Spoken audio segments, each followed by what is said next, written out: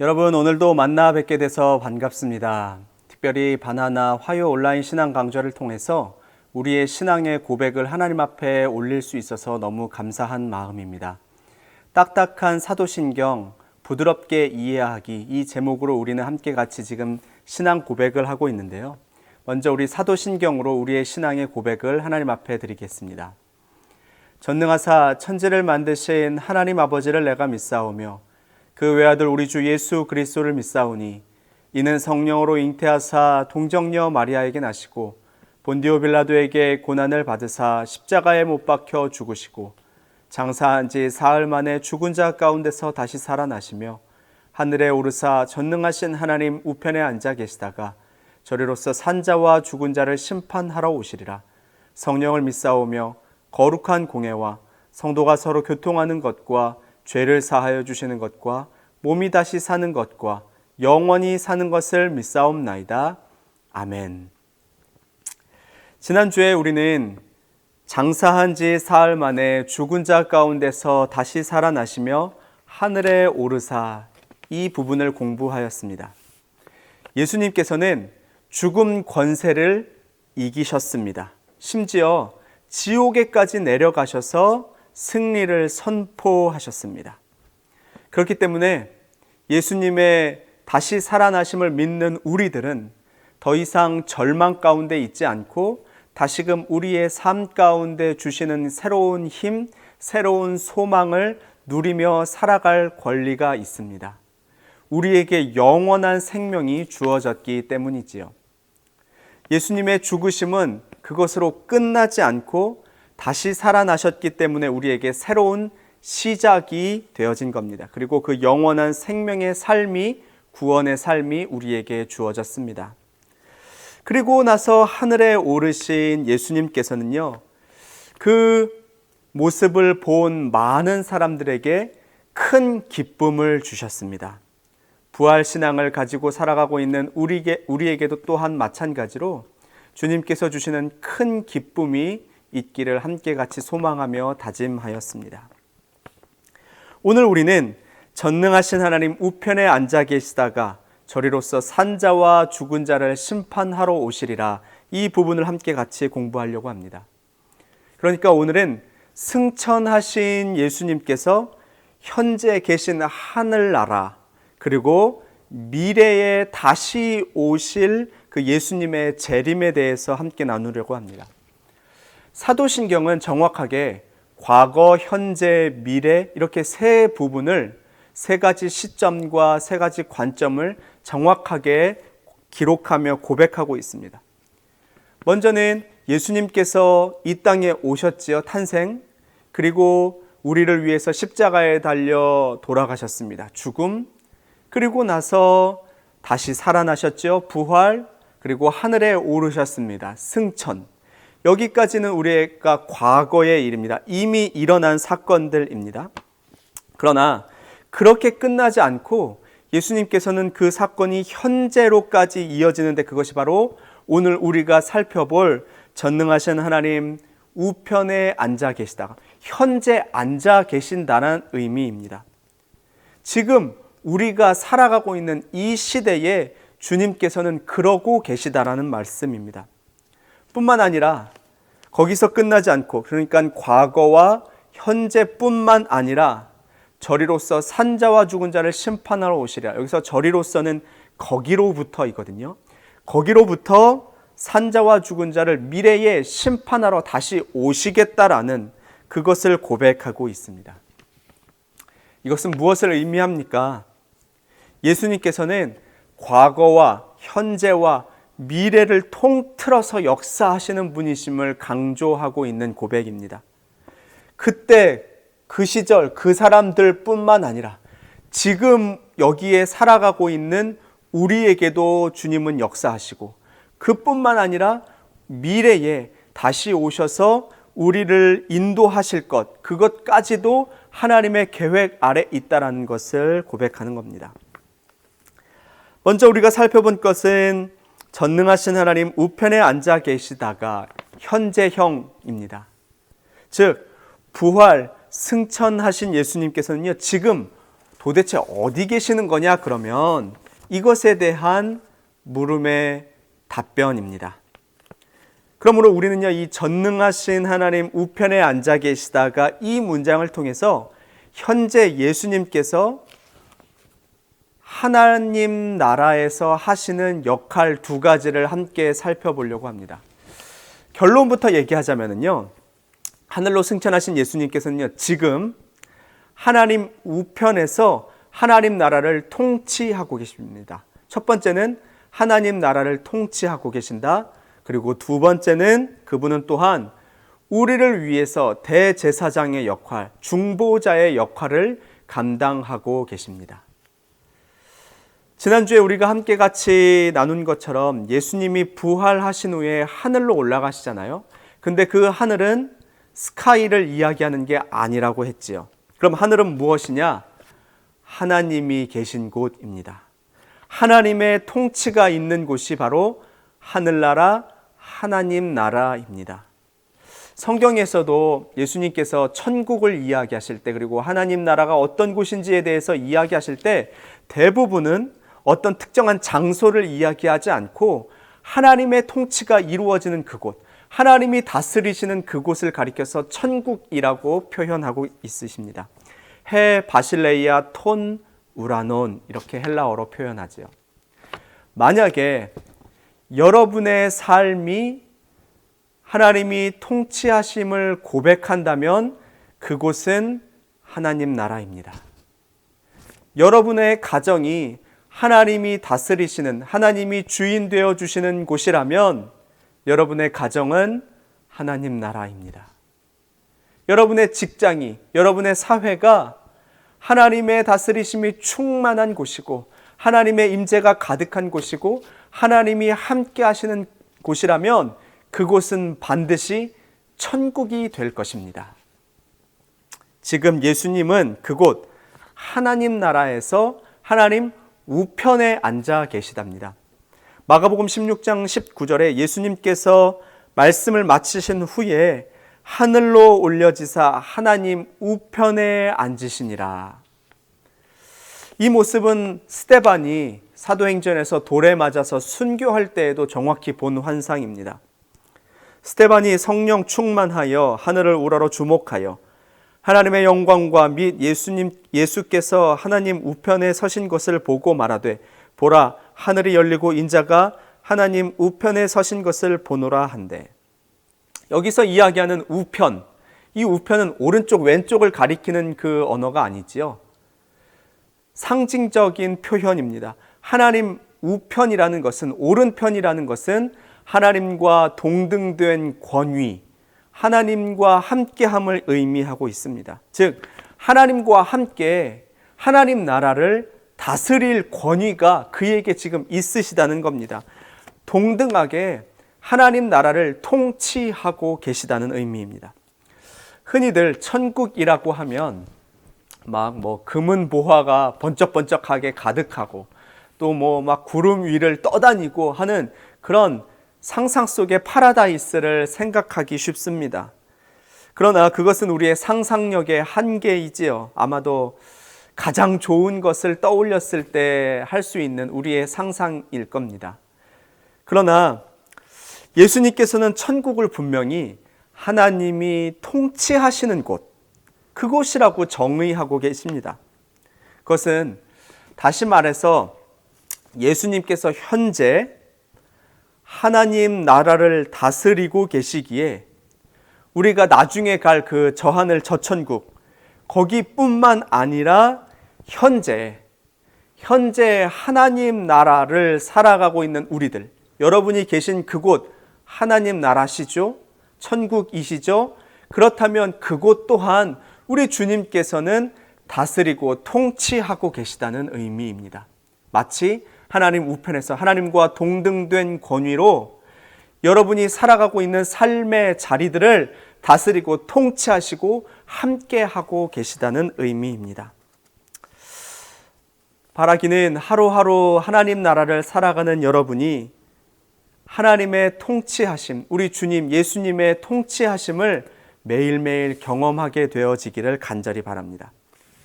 이렇게 하나님 우편에 앉아 계셔서 하나님 나라를 다스리실 뿐만 아니라 두 번째, 예수님께서는 하나님과 동등한 권위로 그곳에서 우리를 위하여 중보하고 계십니다.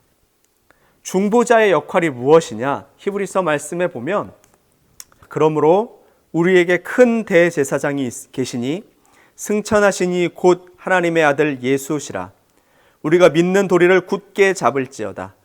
우리에게 있는 대제사장은 우리의 연약함을 동정하지 못하시리가 아니요 모든 일에 우리와 똑같이 시험을 받으신 이로되 죄는 없으시니라. 구약 시대에는요, 백성들이 직접 하나님께 나아가지 못했잖아요. 그래서 그 가운데 대제사장이 있었습니다. 그래서 백성들의 죄를 대신 가지고 하나님 앞에 나아가서 회개했지요. 그리고 하나님은 그것을 받으시고 용서해 주시면 대제사장은 다시 백성들에게 죄 사함을 선포하였습니다. 이렇게 하나님과 백성들 중간에 서서 대제사장은 중보자의 역할을 감당했습니다. 백성들이 하나님 앞에 직접 나아가지 못했기 때문에 대신 제사를 드렸습니다. 대신 제물을 드렸습니다. 그 가운데서 중보자의 역할을 감당한 것이죠. 그런데 하나님 보좌 우편에 계신 예수님이요, 지금 그 역할을 감당하고 계시답니다. 우리와 하나님 사이에 서서 중보자의 역할, 마치 대제사장처럼 우리와 하나님을 이어주는, 우리를 위해서 중보 기도해 주고 계시답니다. 특별히 예수님께서는 우리와 같은 육신의 몸으로 이 땅에 오셨었기 때문에 우리의 연약함을 너무 잘 아시잖아요. 우리의 필요를 너무 잘 아시잖아요. 그래서 우리의 필요를 채우시고 우리의 연약함을 도우시는 그 중보자의 역할을 하고 계시답니다. 그래서 우리가 기도할 때 예수님의 이름으로 기도합니다. 아멘. 이렇게 하는 것, 그렇게 그분의 이름으로 기도하는 것은 모든 것을 하나님이 예수님의 이름으로 들으시기 때문입니다. 그렇기 때문에 유일한 중보자 되시는 그 예수님의 이름을 힘입어서 여러분, 아주 작은 것까지도 간절한 마음으로 진심으로 하나님께 아뢰시길 바랍니다. 그 다음은요, 저리로서 산 자와 죽은 자를 심판하러 오시리라. 말씀드렸던 것처럼 이것은 앞의 일, 미래의 일입니다. 즉 예수님께서는 앞으로 어떻게 다가오실 것이냐, 다시 오실 것이냐에 대한 답변이고 고백입니다. 솔직하게 말씀드리면 이것은 저 또한 매우 궁금하지 않을 수 없습니다. 잘 모릅니다. 어떤 모습으로 다시 오실지, 언제 오실지 알 수가 없습니다. 분명 오신 모습 그대로 오신다고 했는데 생각해 보면, 그럼 어느 한 지역에 오시면 다른 사람들은 볼 수 없잖아요. 예를 들면 예수님께서 어느 날 미국에 나타나시면 지구 반대편에 있는 한국 사람들은 그 모습을 볼 수 없잖아요. 그러면 한국에서 믿는 사람들은 예수님이 다시 오셨다는 것을 어떻게 아는 겁니까? 네, 저도 시원하게 정답을 말씀드리고 싶지만 언제 오실지, 어떻게 오실지 정말 궁금합니다. 오히려 이렇다라고 확실하게 얘기하는 사람은 아마 이단이 아닐까 생각도 듭니다. 그러나 한 가지 확실한 것은요, 그분은 분명히 다시 오신다는 사실입니다. 이것은 사실입니다. 확신합니다. 또한 분명한 것은 우리는 비록 때와 장소, 언제 오실지, 어디로 오실지는 알 수 없으나 아까 예를 들어서 말씀드린 것처럼 그런 질문들을 고려해 봤을 때 하나님은 분명히, 우리 예수님은 분명히 시간과 공간을 초월해서 오실 겁니다. 비록 우리가 상상하기는 쉽지 않겠지요. 우리의 상상력이 하나님의 능력을 앞서지 못하기 때문일 겁니다. 요한 1서 3장 2절에 이렇게 고백합니다. 사랑하는 자들아, 우리가 지금은 하나님의 자녀라. 장래에 어떻게 될지 아직 나타나지 아니하였으나 그가 나타나시면 우리가 그와 같을 줄을 아는 것은 그의 참모습 그대로 볼 것이기 때문이니. 말씀하신 것처럼 우리는 장래의 일을 알 수는 없습니다. 어떻게 오실지요. 그러나 그분은 분명히 오실 것이고 우리는 그분을 만날 수 있을 것이라고 확신하며 기록하고 있습니다. 그렇기 때문에 예수님께서 언제 다시 오실지 모르는 우리들은 항상 준비하고 있어야 합니다. 성경의 표현에 의하면 항상 깨어 있어야 합니다. 예수님께서도 곧 다시 오실 것을 예고하시면서 말씀하신 비유가 있잖아요. 열처녀 비유 있죠. 슬기로운 5처녀는 언제 오실지 모르기 때문에 미리 기름을 준비하고 등불을 밝힐 것을 준비하고 있었습니다. 그런데 미련한 또 5처녀는 지금 당장 오시지 않을 거니까, 앞으로 언제 오실지 모를 거니까 그때 준비하면 되지, 이런 안일한 마음으로 그냥 가만히 있었죠. 그러나 신랑이 어느 날 갑자기 오니 급하게 그제서야 기름을 꿇어 다니잖아요. 결국 그 사람들은 미련하다라고 평가받고 있습니다. 그러면서 말씀하십니다. 그런즉 깨어 있으라. 너희는 그날과 그때를 알지 못하느니라. 여러분, 예수님께서는 분명히 다시 오신다고 약속하셨습니다. 그렇기 때문에 그때까지 우리는요, 부활 신앙으로 하루하루를 살아가야 합니다. 여전히 지난날의 과거에 묶여 있거나 혹은 현재 내 삶에만, 내 눈앞에만 보이는 것으로 쫓아가는 것이 아니라, 여전히 머물러 있는 것이 아니라 분명히 미래에 다시 오실 주님을 기대하고 소망하며, 우리 지난주에 약속했잖아요. 나 자신을 위해서 사는 게 아니라 이제는 내 안에 살아계신 우리 주님을 위해서 살아가겠다고요.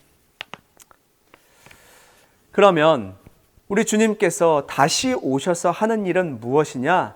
바로 심판입니다. 특별히 오늘 사도신경은 산자와 죽은 자를 심판하러 오시리라 이렇게 고백하고 있습니다. 여기서 또한 어떤 모습의 심판인지 우리는 확실히 알 수는 없습니다. 그러나 주님께서 오셨을 때에 산자와 죽은 자, 그러니 다시 말하면 영원한 생명을 얻을 자와 영원한 고통, 죽음 가운데 있을 자를 나누신다는 말씀입니다. 요한복음 5장 24, 25절에 이렇게 말씀하십니다. 내가 진실로 진실로 너희에게 이르노니 내 말을 듣고 또 나 보내신 이를 믿는 자는 영생을 얻었고 심판에 이르지 아니하나니 사망에서 생명으로 옮겼느니라. 진실로 진실로 너희에게 이르노니 죽은 자들이 하나님의 아들의 음성을 들을 때가 오나니 곧 이때라. 듣는 자는 살아나리라. 말씀을 통하여 분명한 것은요, 믿는 자는 영생을 얻는답니다. 쉽게 말하면 예수 믿는 자, 그때에 생명 얻을 자는 영원한 생명을 얻는답니다. 심판에 이르지 않는다는 겁니다. 사망에서 생명으로 이미 옮겨졌다라는 겁니다.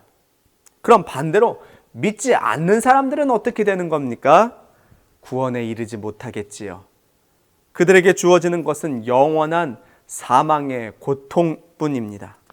이것이 주님께서 이 땅에 다시 오셨을 때에 심판하실 결과입니다.